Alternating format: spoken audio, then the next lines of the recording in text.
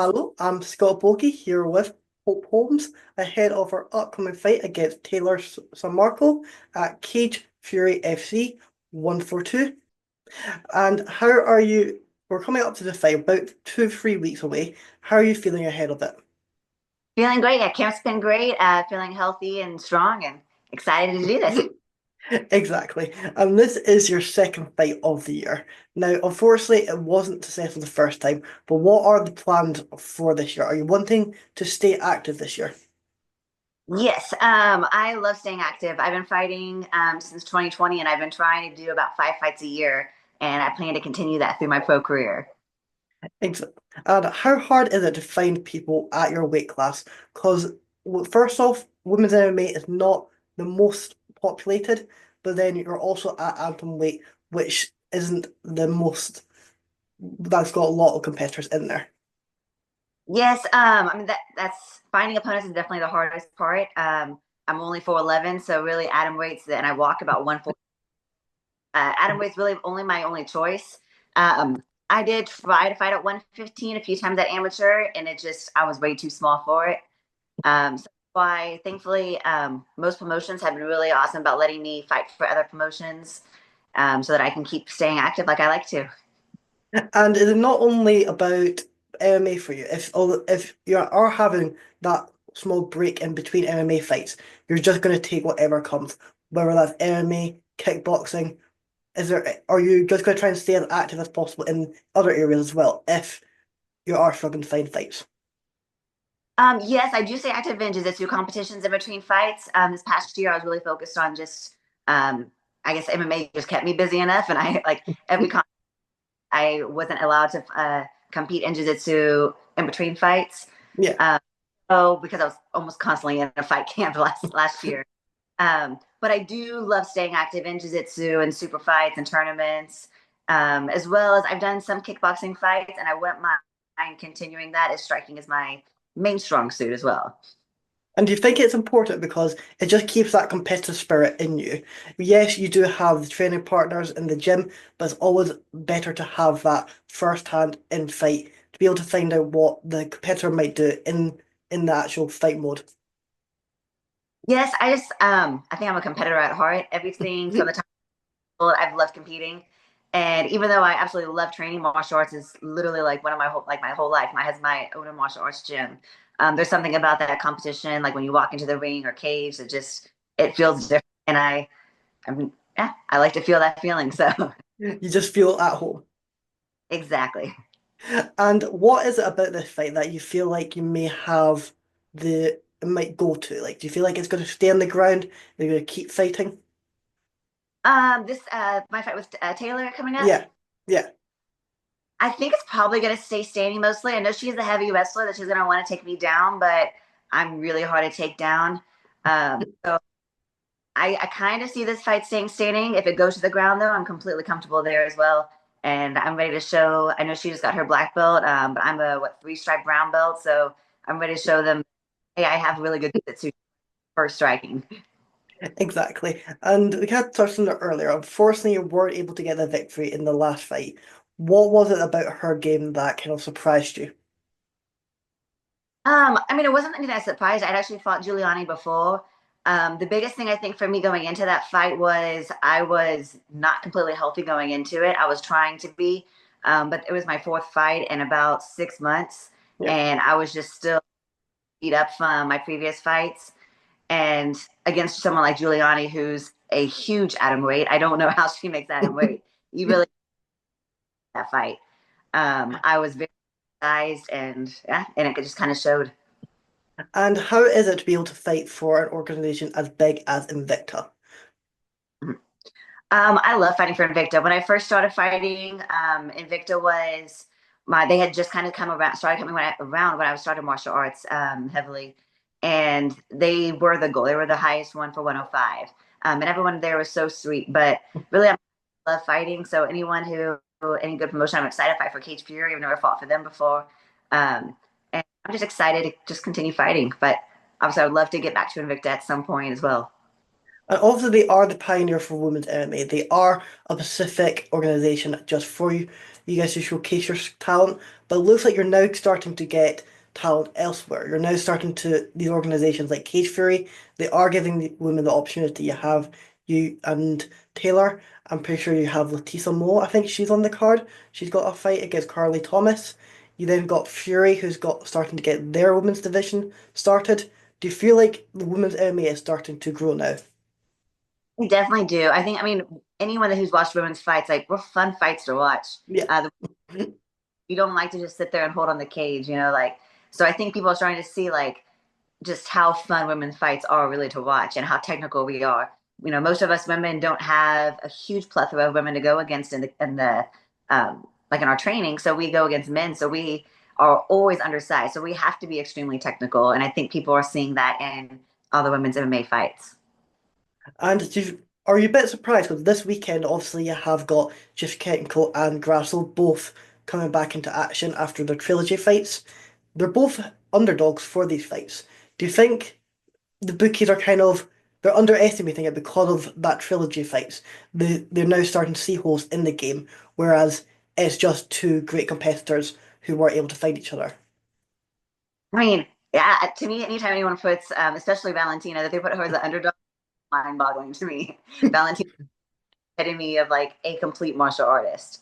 Um, so no, I think, and I mean, Alexa Grasso has shown just that she is right there. I think when they first fought each other, everyone was just everything Valentina. Then seeing what Alexa Grasso could do, we were like, okay, like she's legit as well. So seeing either one of them as underdogs is crazy to me. And then also you do have the return. I think she did announce it the other day, actually, officially. Amanda Nunes is coming back into the sport. How big do you think that is going to be? I think it's gonna be awesome. I think she's going to be a really good opponent for Kayla Harrison. So it'll be I see who you're supporting in that title fight. I think we all want that one to happen. It'll be fun. And how do you feel like they two match up, the Kayla and Amanda? I mean, striker versus judo. Let's go. He can defend the judo, honestly. But we'll see what happens. Exactly. And during your amateur career, you were able to go to the IMAFs. Now, the IMAFs are great for amateur fighters because it just gives you that experience out with your country. You get to go to these places against highly skilled opponents, some who don't even leave the IMAFs. They just stay there their whole career. How big of experience for that was not just competing, but being able to go there and win that tournament.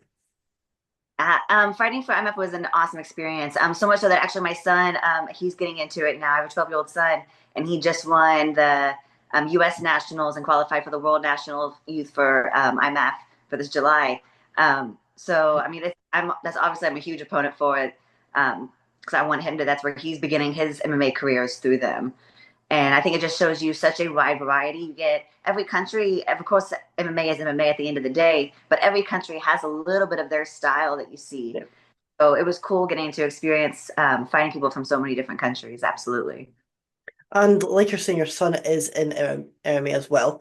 How good is it being able to see your son take an interest in what you're doing? Because obviously, as kids, you kind of want to stay as part, get your space from your parents, but he's staying there. He's coming into what your world and be able to excel in it as well.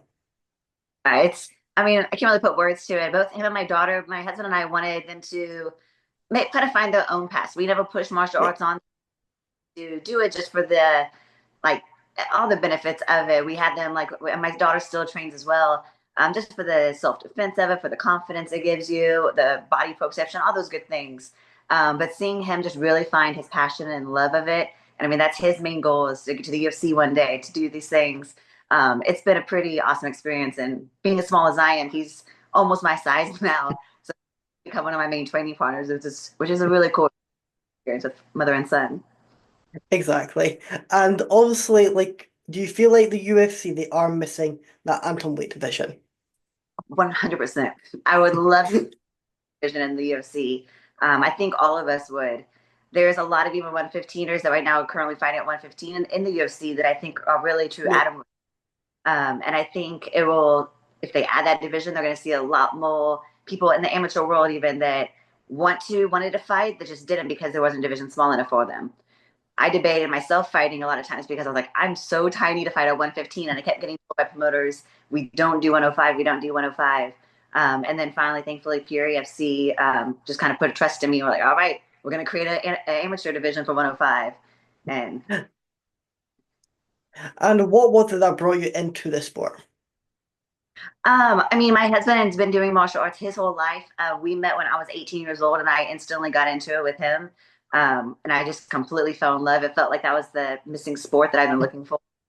And then fighting, but I was always strict. I stayed mostly in just striking and taekwondo and kickboxing.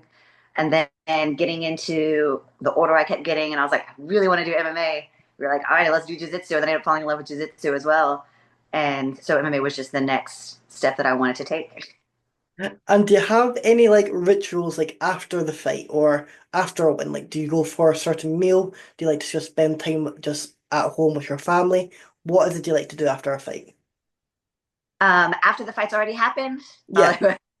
so after I like to have some kind of like cake, like a butt cake or something, because if you don't get any sugar, so that's usually the first thing that I want to do, and then just spend time with my kids. I don't do they don't I don't let them come to fights with me, and since going pro, I haven't fought in Houston at all. So that's always the first thing I want to see is to give my kids a really big hug and see them and spend time with them.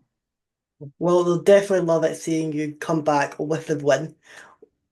Like you're saying, you are wanting to stay active, so I'm guessing as long as no injuries are happening, you're gonna be straight back in that gym come Monday morning. Absolutely. And do you feel like that just shows like the determination in you to get the improvements? Is you're not just gonna sit back, eat after the fight. You're gonna stay ready for the next opportunity. 100%. Yeah. We always try to stay, like I said, about that 114 range so that if I get a call, like what, a couple fights ago, I got a call on literally a 3 day notice. And I was like, yeah, I can make weight. Let's go. So we try to just stay ready and active as we can. So if I do get late notice calls, we can take those. Exactly. And like you're saying, with that, you're going to bounce back. You're going to get a victory here and get back in that win column. But do you feel like with MMA, it's a sport where you are able to take the defeat earlier on in your career and then learn from it, other than different sports like boxing, for example, you take one defeat and your stock is massively down. In MMA, you're because of how different ways you can lose a fight, that weight of the defeat isn't too much. I think that varies a lot. There's been some defeats that I took really, really hard. That took me a while to kind of mentally recover from. I know my first fight with Invicta with Magdalena.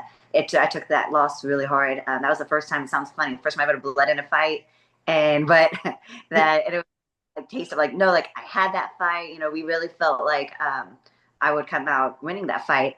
In the second round, I felt like I was fighting my everything. So losing like that sometimes is hard. Um, but it's part of the process. And I've tried to teach. I am a teacher. I coach as well and stuff. And I teach my kids all the time that losing sometimes is part of the process, as long as we don't stay stuck in that loss. You know, the day after that Magdalena fight, I was literally in the gym the day I came back from the airport, just because I couldn't do everything, so I was injured. But I wanted to do something that I could to keep improving, because that's just kind of in my nature, I guess. Exactly. And like you said, you are a teacher as well in the sport. How good is that? Because obviously you're not only teaching them, but they might come up with a question which you look back on and you think you didn't know that. And then you're learning from your students as well. Absolutely. I think there's a saying in martial arts that's like always a white belt and like that white belt mentality. And I think as long as you keep that mentality, you always continue to grow in the sport. As soon as you think you know it all, then you're about to find out you don't. Exactly. And make sure you guys tune in to Cage Fury FC. You'll be able to see Hope get that victory, hopefully get a stoppage, but you'll be able to see that hand get raised nonetheless. Is there anything you're wanting to add or anyone you're wanting to shout out? No, just thank you so much to just God for giving me the gifts and for my coaches and teammates for constantly pushing me and keeping up with my crazy lifestyle that is active. Like, every time I call them and say, let's get ready for a fight, I'm so thankful to them that they say, all right, let's do this. So thank you to my team. Absolutely. Exactly. And you'll be seeing Hope on another card fairly soon. She likes to stay active, so look out for the name. Thank you so much for coming on. Thank you. Appreciate it.